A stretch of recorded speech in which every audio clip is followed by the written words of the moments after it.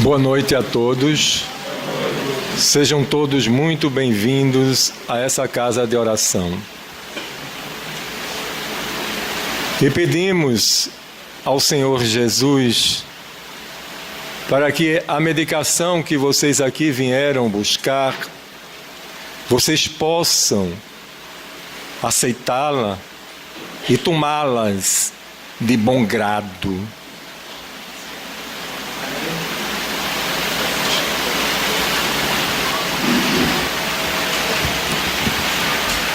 Nos é solicitado para darmos poucas palavras a respeito da liberdade de consciência, tema existente no Livro dos Espíritos, pergunta 837.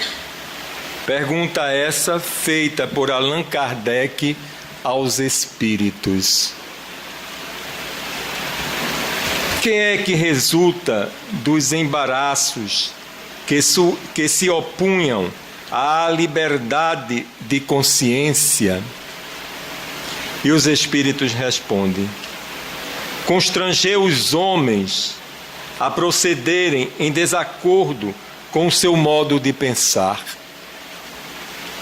fazê-los hipócritas. A liberdade de consciência é um dos caracteres da verdadeira civilização e do progresso.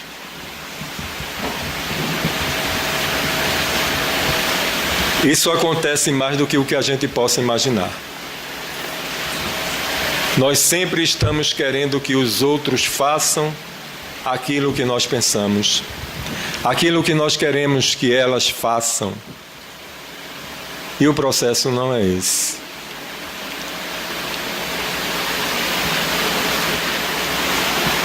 Eu sei que a luta, minha gente, é muito difícil, mas ela não é impossível. Nós temos mais do que condições de fazermos o que é necessário fazermos para que estejamos no caminho. Principalmente na disciplina dos nossos pensamentos. A nossa conduta, a nossa postura, a nossa língua, o nosso olhar, os nossos ouvidos. Não é fácil pelo vício que nós já trazemos de várias outras vidas e somos impregnados. Mas é necessário lutar. Ou lutar, ou então se entregar, que é o que mais a gente encontra por aí. É como a gente vê muita gente que não é só na casa espírita, mas qualquer instituição religiosa que as pessoas vão só quando estão no pior dos piores e quando melhora um pouquinho dá as costas.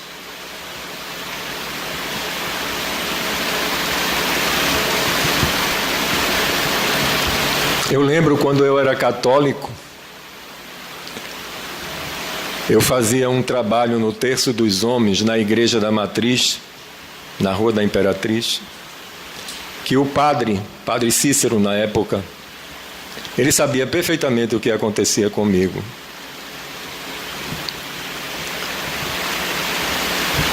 E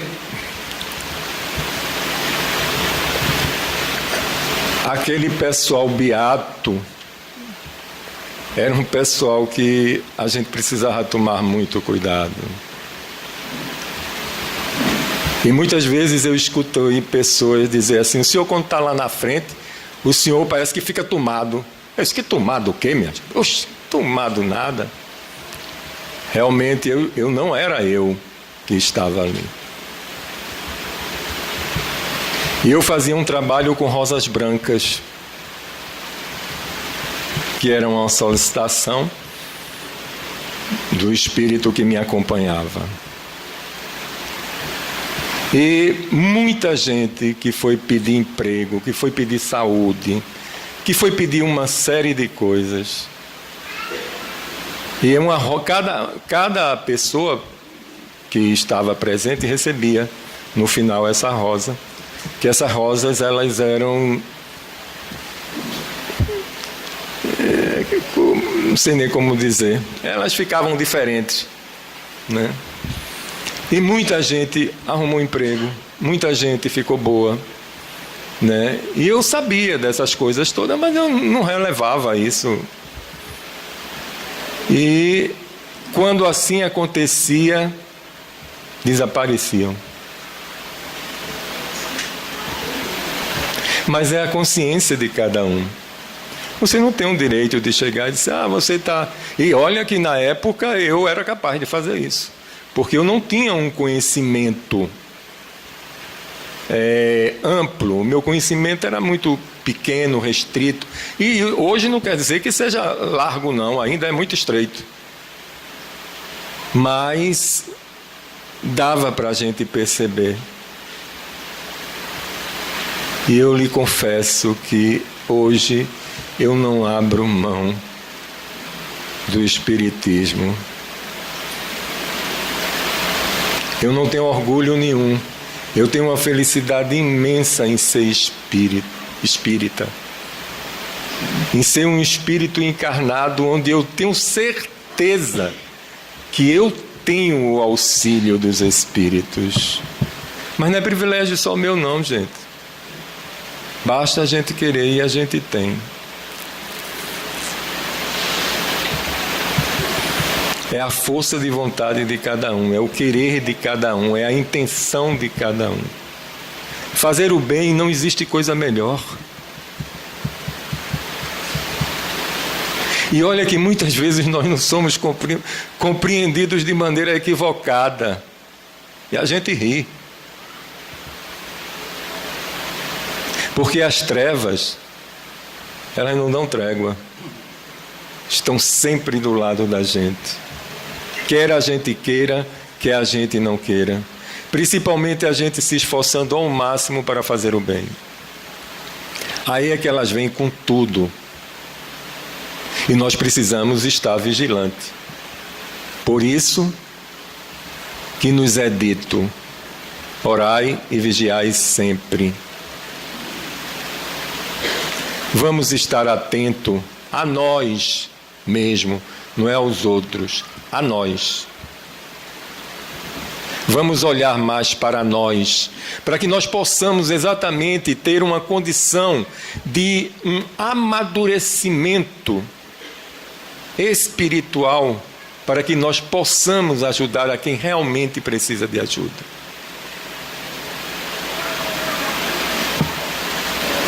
Existem N coisas complicadíssimas, mas a gente pode perfeitamente dar algum toque. É como se a gente lesse um livro, a gente ouvisse alguma coisa, a gente assistisse alguma coisa que nos despertasse. Mas que não seja só naquele momento. Que nós possamos trazer para a nossa vida aquele despertar para fazer alguma coisa de bom para nós mesmos, para que nós possamos doar ao outro. Se a gente não tiver, a gente não tem condições de doar. Nós precisamos ter para doar. Vamos nos preparar para a oração inicial.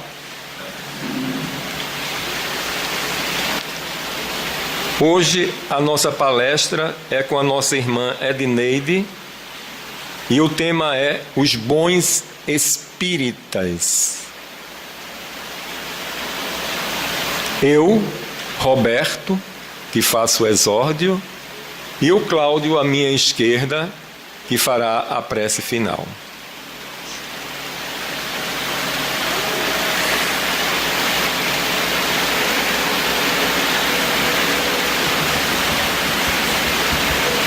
Divino Mestre Jesus, te agradecemos por todas as oportunidades que tu colocas diante de nós. Que nós tenhamos a consciência plena do auxílio que jamais falta vindo de ti.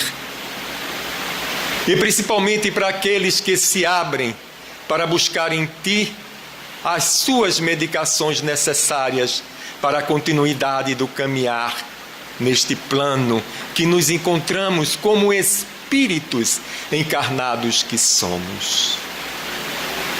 Te rogamos não só por nós, mas pelos espíritos desencarnados que aqui se encontram e que fazem esse trabalho hospitalar de luz maravilhoso para com todos que aqui se fazem presente. Tu és santo, Senhor, e que Tu derrames sobre nós as Tuas bênçãos magníficas e que possamos sentir em nossas almas a Tua presença, o Teu clamar, o Teu olhar, a Tua luz e a Tua paz.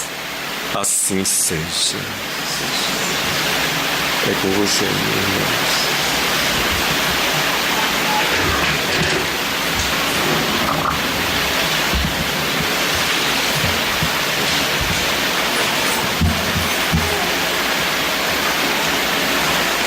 Alô, alô? Tudo bem? O tema da noite de hoje é sobre os bons espíritas. E eu estou vendo que o salão aqui está cheio de bons espíritas. Será que nós somos bons realmente? Eu já estou me incluindo nessa. Já falei nós, né? Antes era vocês, agora é nós. Já estou me incluindo nessa, né? De bons espíritas.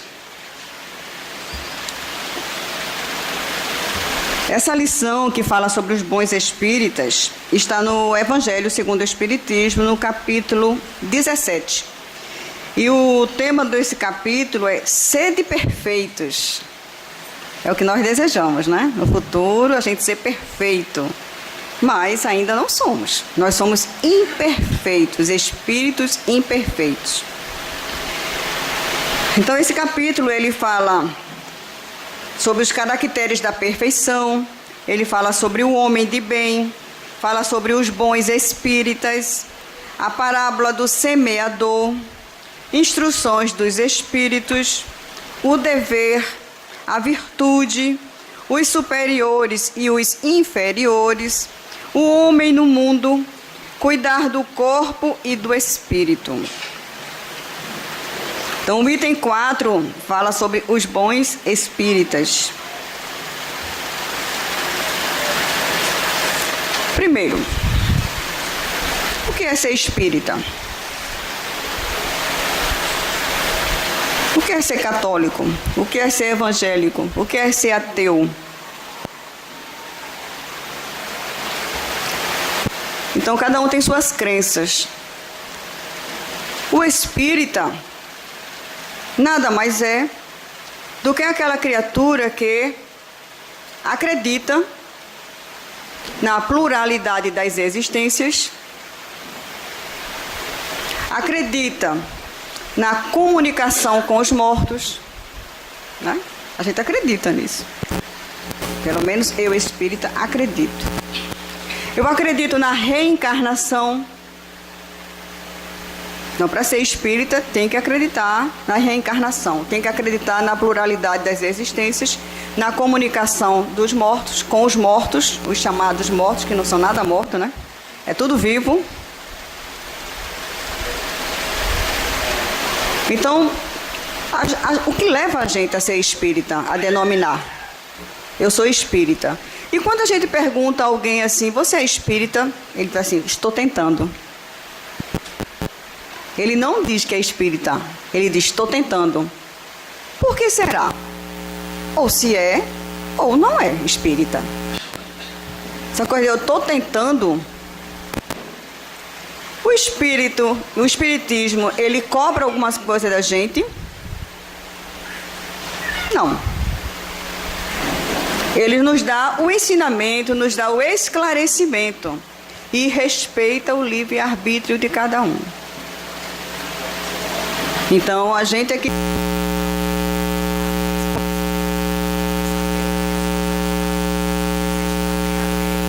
de ação e reação, de causa e efeito. Que a gente também acredita nisso. A cada um segundo suas obras. E a reencarnação é para todos. Para todos. Aí o Evangelho diz o seguinte, no item 4. O Espiritismo, bem compreendido, mas sobretudo bem sentido, conduz forçosamente aos resultados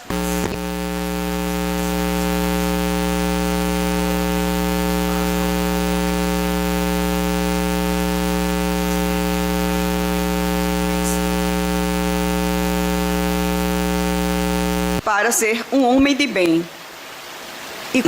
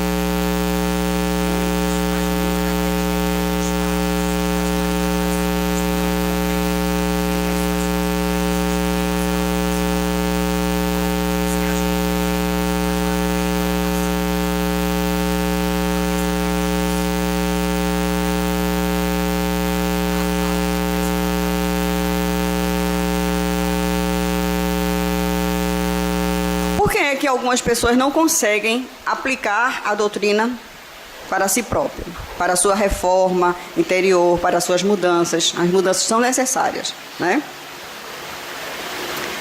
Aí ele disse, a falta de precisão da doutrina, não, porque ela não contém nem alegorias, nem figuras que possam dar lugar a falsas interpretações. Sua essência mesma é a clareza, e é o que a faz poderosa, porque vai direto à inteligência.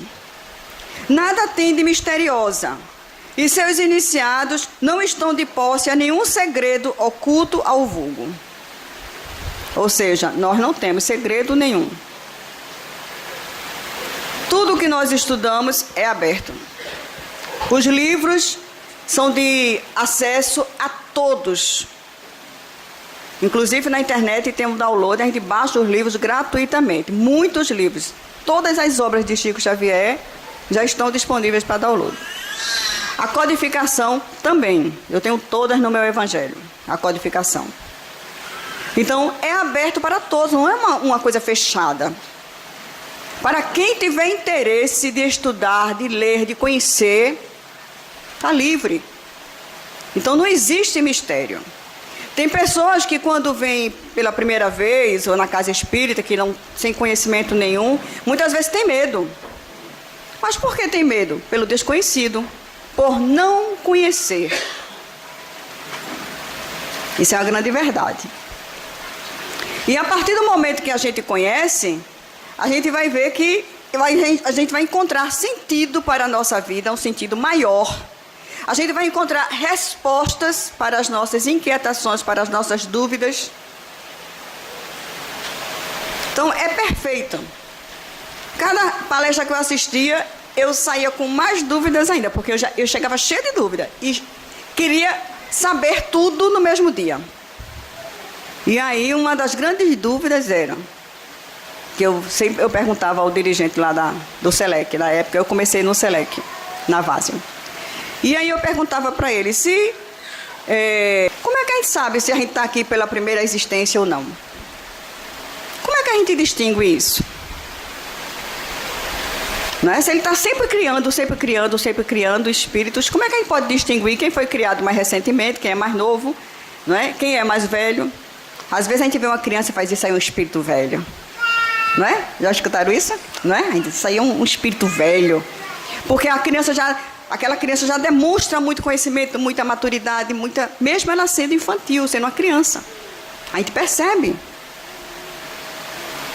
E já outras pessoas a gente nota que são pessoas mais infantis. Mas assim mesmo essas mais infantis não estão aqui na sua primeira existência. Por quê? Olha, se a gente for para a história, estudar as civilizações, né, o nosso progresso, a gente vai ver que a gente já passou por diversas fases.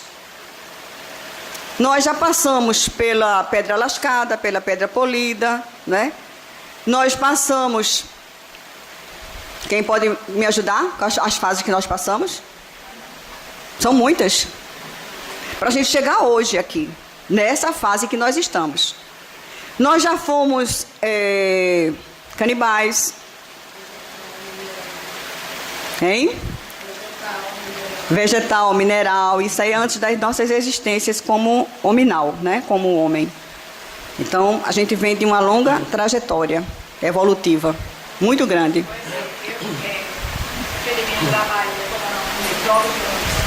O homem deve estar sobre 200 milhões na Terra. A criação do homem em torno de 200 milhões aqui na Terra. É muita coisa, né, não? É muito. É muito. Então, nenhum de nós aqui está aqui pela primeira vez. Porque o espírito ele tem que passar por essas fases. Se o planeta Terra não comporta mais esses períodos que nós já passamos, mas existem outros planetas que estão nessa fase. Então esses espíritos vão habitar nesses planetas de acordo com a sua evolução. Aqui nós já somos espíritos considerados, tem uma escala para poder a gente entender mais ou menos e se situar. Terceira ordem, nós somos espíritos de terceira ordem. O que significa ser espírito de terceira ordem? O mal ainda predomina, não é? Não só o mal predomina, mas tem outras características. A gente não consegue ainda entender Deus. A gente tem uma vaga noção, mas a gente não consegue. A gente muitas vezes associa Deus a um homem de barba branca, com um objeto na mão e coisa e tal, e não é nada disso. Então aí a gente vai, através da doutrina, vai entender também de que os conhecimentos são revelados para a gente, vão ser dados à medida que a gente vai evoluindo, vai progredindo. O véu vai se dissipando e a gente vai começando a entender o porquê de onde nós viemos, para onde nós iremos, por que nós estamos aqui. Então a gente vai encontrando essas respostas para a gente. E aplicando essas respostas para não só adquirir o conhecimento, mas através desse conhecimento a gente obter a nossa transformação moral. É preciso a pessoa ter cultura para ser espírita? Não. Não é preciso. A pessoa pode ser analfabeta, pode não ter cultura e ser um espírita muitas vezes melhor do que quem tem tanta cultura. Nós tivemos um exemplo fantástico no meio da gente, nesse sentido, de uma pessoa que não tinha cultura, mas que tinha muito amor e bondade dentro de si. Porque ele desenvolveu muito isso aí. Ele não sabia ler, mas ele assistia todas as palestras. E o espiritismo que ele aprendeu foi nas palestras públicas. Seu Joãozinho. Seu Joãozinho foi o dirigente lá do Centelha de Jesus, nos Coelhos. E seu Joãozinho era um barbeiro, né? Cortava cabelo, fazia um barbeiro. Um pai de família. Mas pense numa pessoa que tinha muito amor e muita bondade dentro de si. E ele não tinha cultura. E ele dizia: minha irmã, toda vez no centro, eu sinto lá no final. E presto atenção, não perco uma palestra. Eu aprendo espiritismo na vivência diária e nas palestras. Meu conhecimento todo foi adquirido assistindo às palestras. Veja que humildade. E já tem pessoas que têm mais mais cultura, e quando chega numa palestra e faz: vixe Maria, olha, eu já sei de tudo que vão dizer ali. Qual é o tema mesmo? Isso aí eu já sei. Veja o que é uma pessoa presunçosa, uma pessoa orgulhosa, né? Dizer que já sabe de tudo. Olha, cada palestrante traz um pouco do conhecimento que adquiriu, da sua experiência, a forma de passar. Então, sempre tem alguma coisa que a gente vai aprender. Um exemplo, uma história que ele conta, um relato de um livro que ele leu, que às vezes a gente não leu, porque a gente não lê tudo, não consegue ler tudo. E o que a gente já leu, às vezes a gente esquece, né? De detalhes, a pessoa vem e relata: poxa, eu já li esse livro, foi bom relembrar isso. Então, a pessoa sempre ter o que aprender. E o mais interessante é que como a gente não está sozinho, a gente nunca está sozinho, as criaturas que nos acompanham também são esclarecidas nas palestras. Então a gente tem que pensar também não só na gente, mas naquelas criaturas que também precisam de esclarecimento, precisam de evangelho, que acompanham a gente, que estão na nossa casa, muitas vezes não só interferindo na nossa vida, no dia a dia, mas nos nossos familiares, no nosso dia a dia. E aí você traz junto. Quantos espíritos muitas vezes a gente atende numa reunião mediúnica e ele diz assim: eu não queria entrar não, eu fiquei no portão, fiquei do lado de fora, esperando a pessoa sair para acompanhar de novo. São aqueles rebeldes, os espíritos mais rebeldes. Então, não basta a gente apenas assistir não é o número de palestras que a gente assiste que vai transformar, modificar a gente, não. E sim o que a gente absorve dessas palestras, desses ensinamentos, e o que a gente tenta colocar na prática da nossa vida diária. Isso sim é o que é importante, interessante para a gente.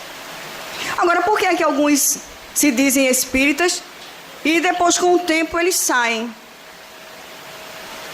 Eu tenho exemplos assim, vivos, de pessoas que eu conheci, convivi na casa espírita. Inclusive tem um que, muito meu amigo, E ele se tornou até vice-presidente da Casa Espírita, trabalhou uns 10 anos comigo lá no Centro Espírita, e depois ele saiu do espiritismo. Hoje ele é pastor. E uma pessoa que lidava com mediunidade, lidava com tudo. Mas e os espíritos se comunicam só nas casas espíritas? Não. Se comunicam em outros templos religiosos também, porque espírito não é propriedade de Centro Espírita. Né? Só que a pessoa negar a reencarnação. Então aqui no Evangelho ele fala sobre isso também. Por que tem pessoas que saem e se afastam? Justamente porque não querem assumir esse compromisso de se refazer, se transformar, se modificar, que é o importante da doutrina. Dos conhecimentos que você adquire para você colocar em prática. E aí você sabe que tudo que você fizer, você vai ter que responder mais cedo ou mais tarde. A lei de ação e reação é inevitável. Tudo tem uma consequência. Que mesmo que outras pessoas não vejam os nossos atos, mas fica gravado em nosso perispírito. Tudo fica gravado. Não se perde. Todo mal que você fizer, um dia você vai ter que refazer a sua estrada novamente.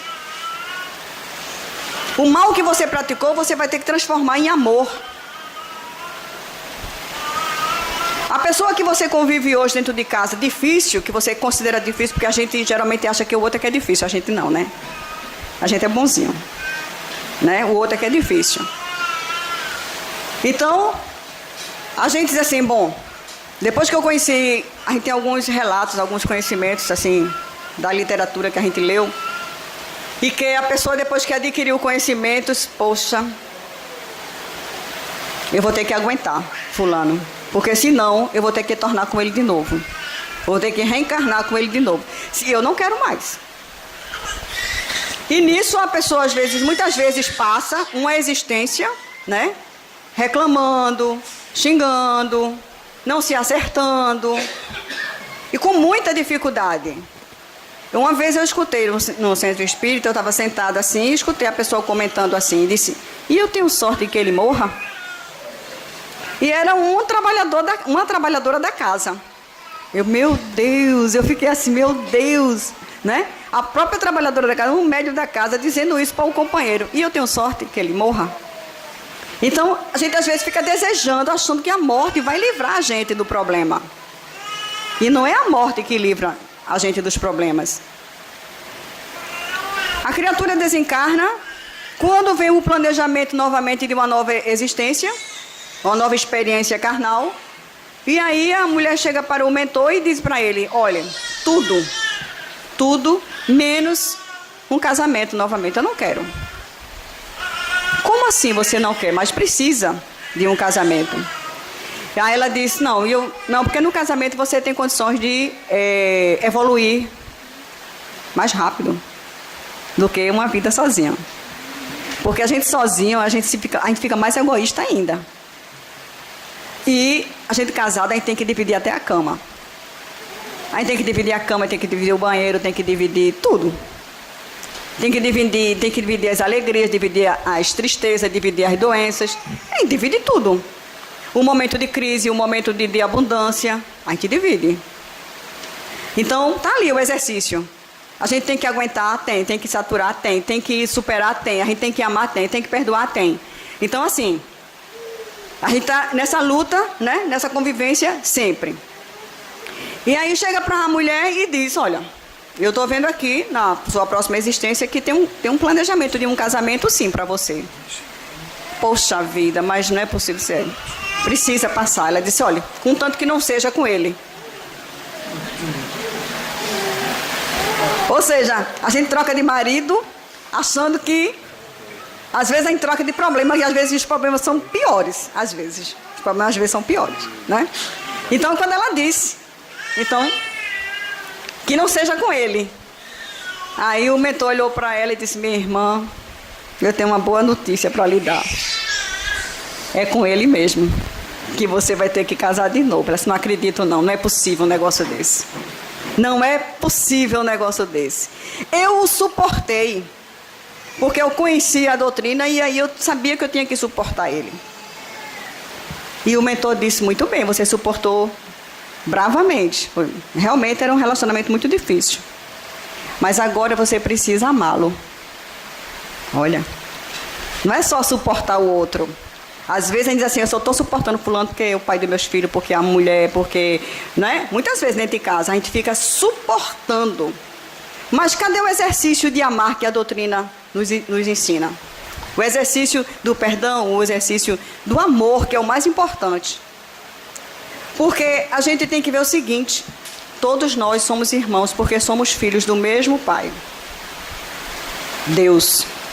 Deus nos criou. Então, Ele é o nosso Pai. E nessas experiências carnais, a gente reencontra com os nossos afetos e os nossos desafetos.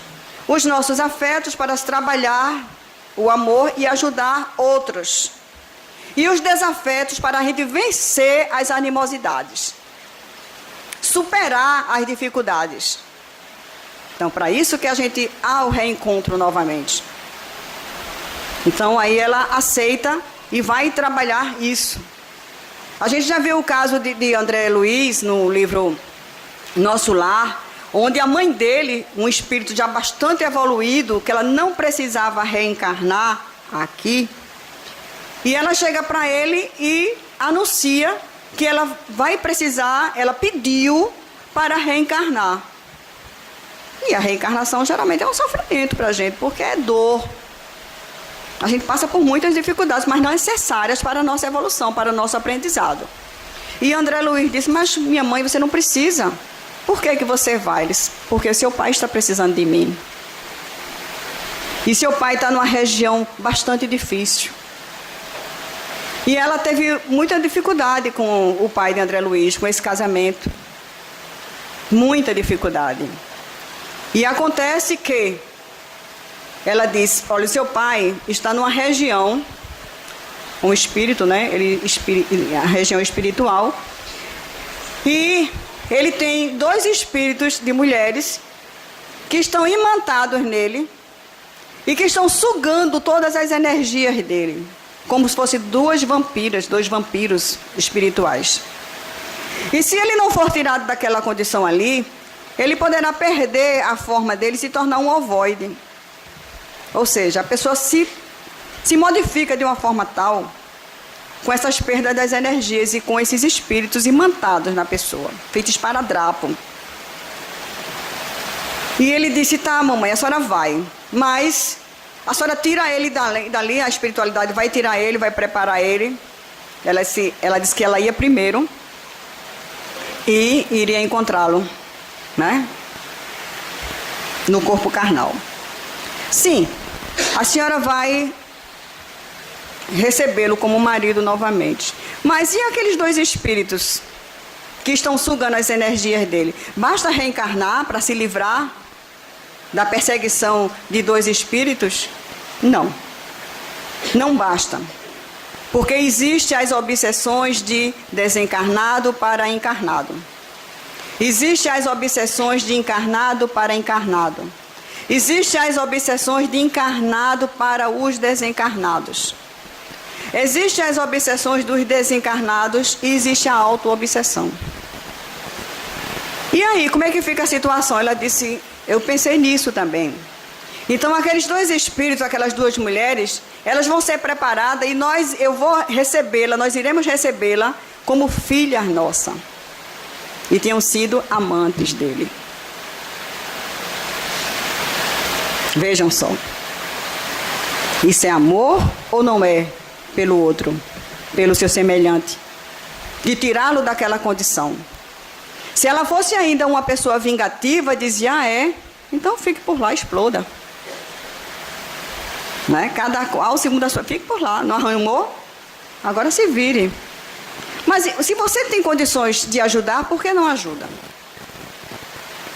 Então ela renunciou e planejou uma reencarnação para poder tirá-lo daquela situação. E às vezes a gente vê situações aqui de relacionamentos muito difíceis. Que a gente chega para a mulher ou chega para o homem e diz, rapaz, se eu fosse você no seu lugar, eu não aguentava isso não.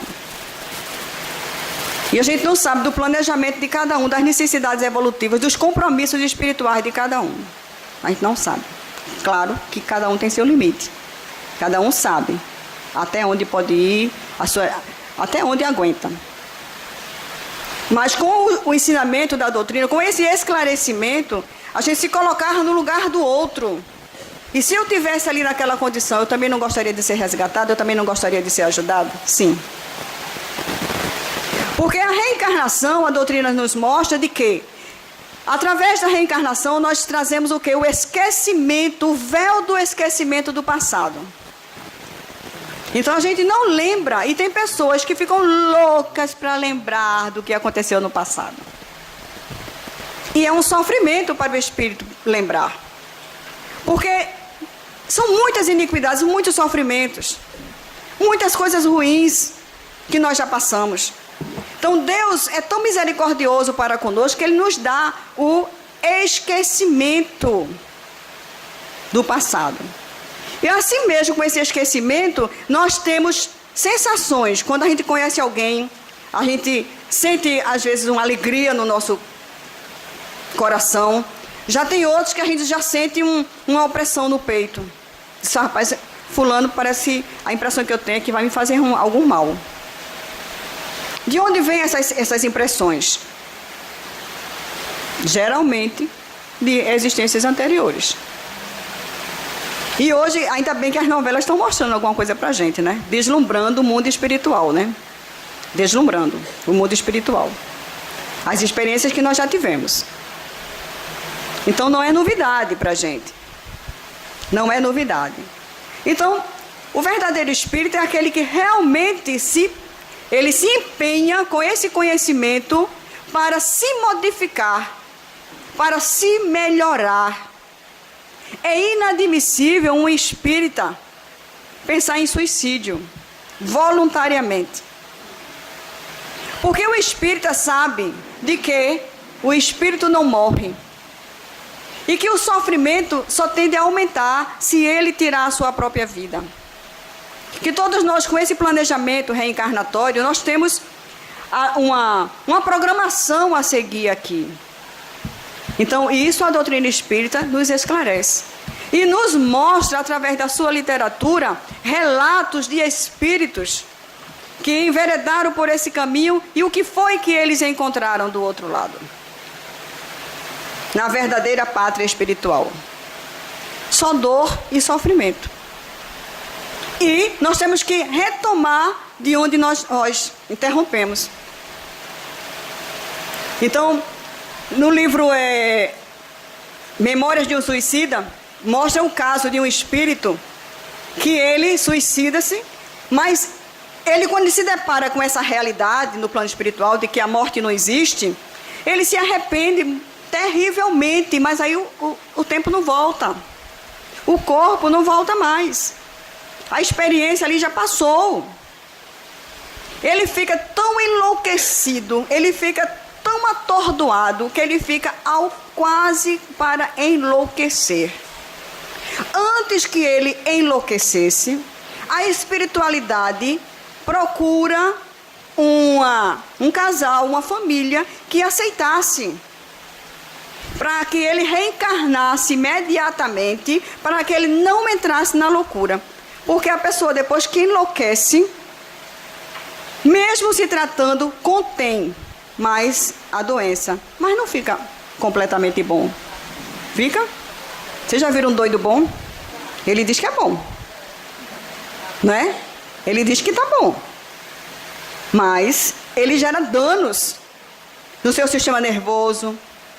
Então é algo que precisa de muito tempo e de muito tratamento para refazer os danos causados pela loucura.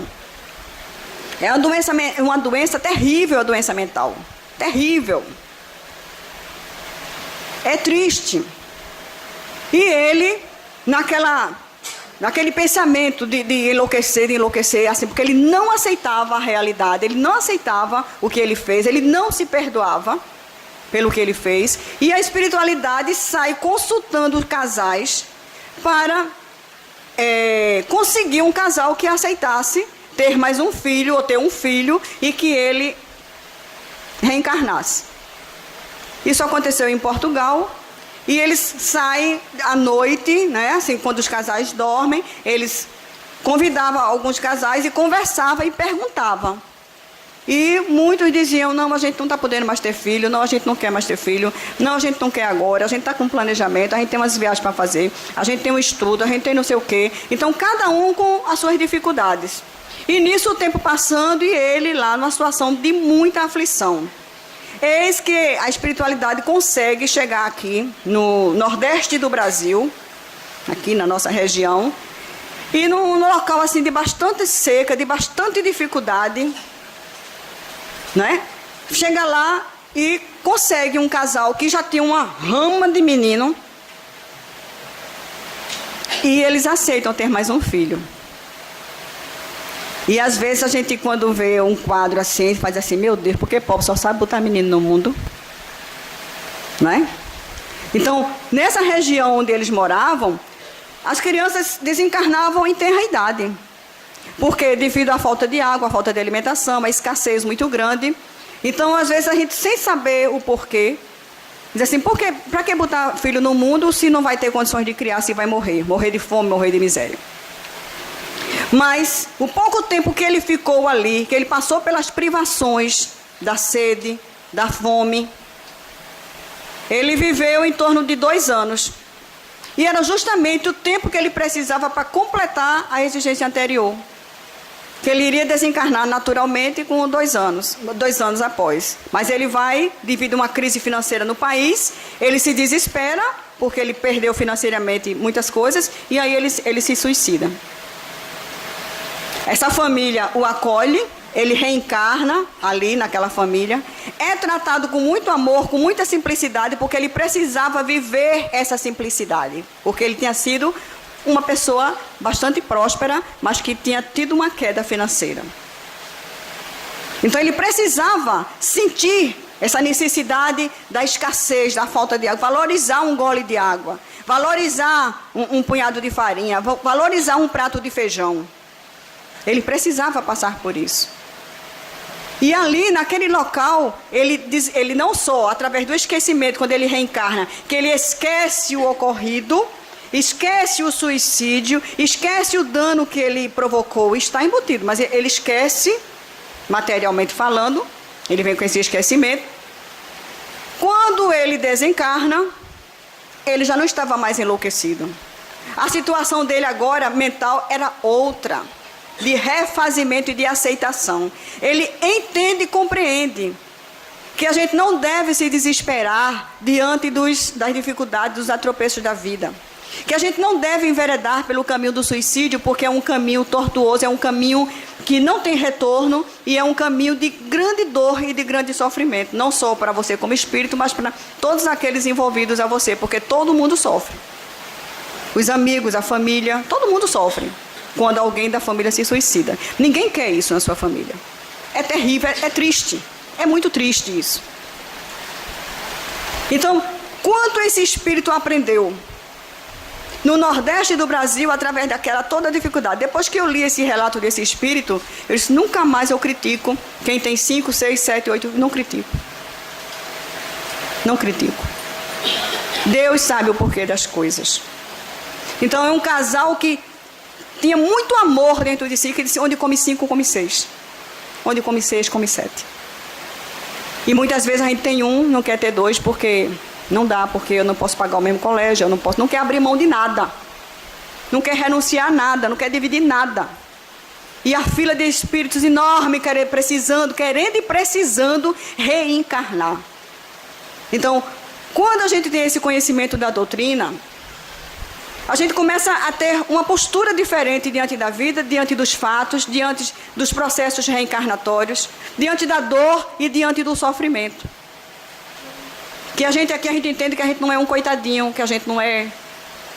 Nós somos frutos das nossas ações. Que mesmo assim, a espiritualidade e os amigos sempre estão ao nosso derredor, nos ajudando da melhor maneira possível. Obrigada.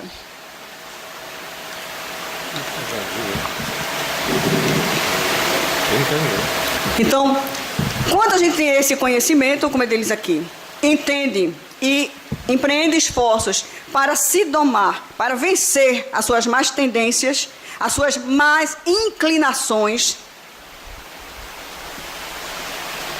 Eu conheci uma família que ela trouxe a criança para um tratamento na casa espírita, e a criança estava demonstrando tendência para o furto.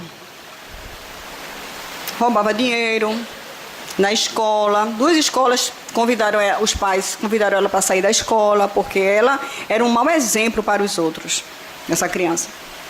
Colégio particular. E ela, de onde vinham essas más tendências? O passado tortuoso dela, que ela desenvolveu isso aí. E dentro de casa, se você escondesse um dinheiro, ela descobria onde o dinheiro estava escondido, porque um espírito se apresentava para ela e dizia, vai em tal canto e o dinheiro está lá. Eram os comparsas do passado. E ela ia e descobria o dinheiro estava lá. E a família perguntava, como que você descobriu? Não, porque o espírito... Que espírito que agora você quer culpar os espíritos? É isso, diz lá assim, né? Você quer culpar os espíritos? Então você ouviu... Não, ela disse, não, foi o espírito que disse que estava em tal canto. E eu subi lá e estava lá guardado o dinheiro. Então a criança já trazia essa mediunidade. Ela já via e ouvia os espíritos desde pequena. Então, companheiros, comparsas. E aí foi levado para o doutor Ciro. E o doutor Ciro viu o espírito. E o espírito disse tudinho. Mas não basta só afastar aquele espírito. Porque tem que trabalhar o quê? A moral. Então, foi para terapia e evangelização. Cresceu, os pais se responsabilizaram de não afastá-la da evangelização. Fez 1 ano de terapia com uma excelente terapeuta, porque a gente também tem que saber os profissionais a quem ir. Né? A moralidade, geralmente é bom a gente ter indicações, porque não é só ser um profissional, mas tem profissionais que não têm boa moralidade. Então, às vezes, você pode chegar num profissional desse e ele dizer, não, dê vazão às suas... Não, você está se... Não. A gente não tem que dar vazão ao que não presta. A gente tem que trabalhar e vencer, e ser forte, e superar. É assim que a gente evolui. Não é fácil, porque requer um esforço muito grande. E nisso, com a evangelização, ela cresce, passa da evangelização, passa para a juventude, e da juventude ela passou a ser evangelizadora, passou agora a trabalhar com as crianças, e hoje ela trabalha com pessoas, com jovens e com crianças, que ela se especializou, essa que era criança, se especializou e trabalha com pessoas que têm, que são especiais, ditas as pessoas especiais, atendendo pessoas especiais. Então, vejam que é uma transformação, o que é o empenho de uma família em ajudar aquela criatura. Já nós temos exemplo de um outro casal que a filha demonstrou também algumas tendências, umas más tendências, e chegou na adolescência, os pais, principalmente a mãe, não teve mais pulso firme para com ela e disse, a porta da casa está aberta, pode sair, aqui em casa você não fica mais. E botou na rua. Porque ela não soube mais lidar com a problemática. A menina se revoltou mais ainda, porque a falta de amor, o desafeto, revolta mais ainda o ser humano.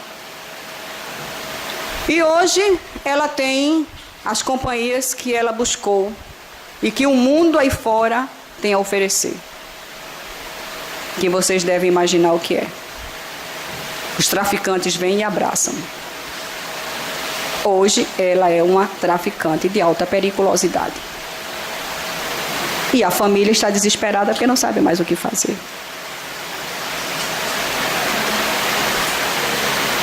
É a realidade. Quando você tem seu filho e joga para o mundo, o que é que o mundo aí fora tem a oferecer? Mais desamor. Vai se envolver com pessoas mais desajustadas, ou tão desajustadas quanto. Então, o amor é o grande remédio para as nossas doenças. para as nossas chagas, para os nossos desafetos, para os nossos problemas.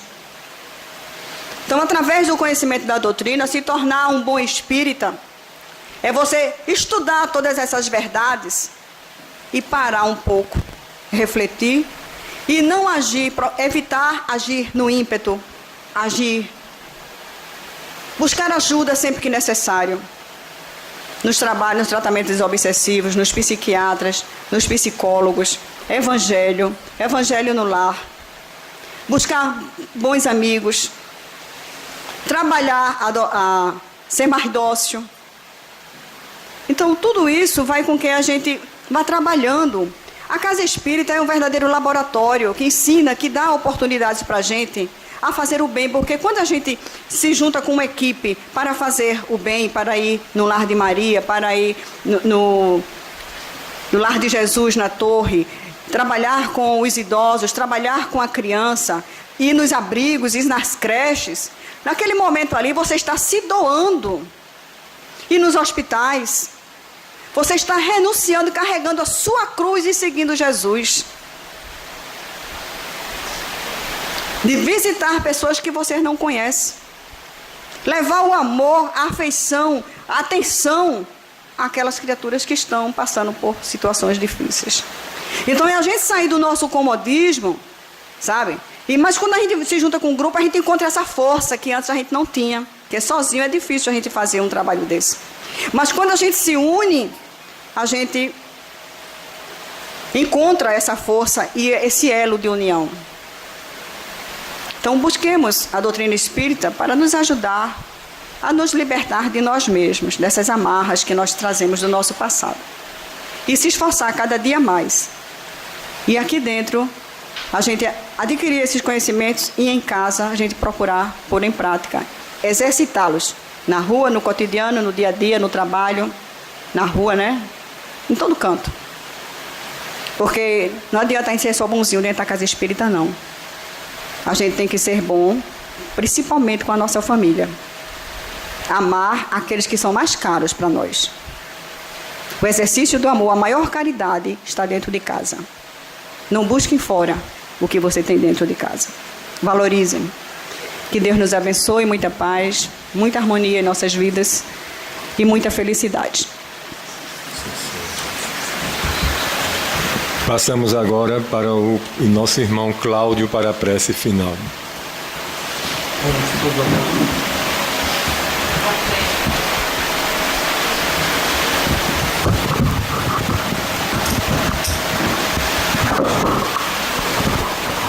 Vamos todos agradecer a Deus por esse momento.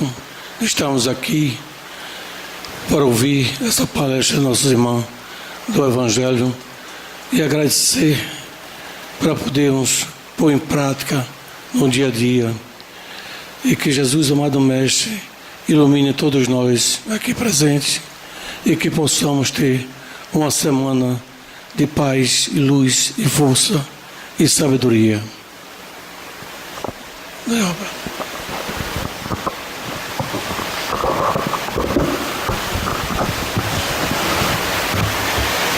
E assim, meus irmãos, encerramos a primeira parte do nosso trabalho nessa casa de oração e pedimos para que todos permaneçam em oração, em silêncio, para que ajude a espiritualidade a exercer o seu belíssimo trabalho hospitalar nesta casa de Deus.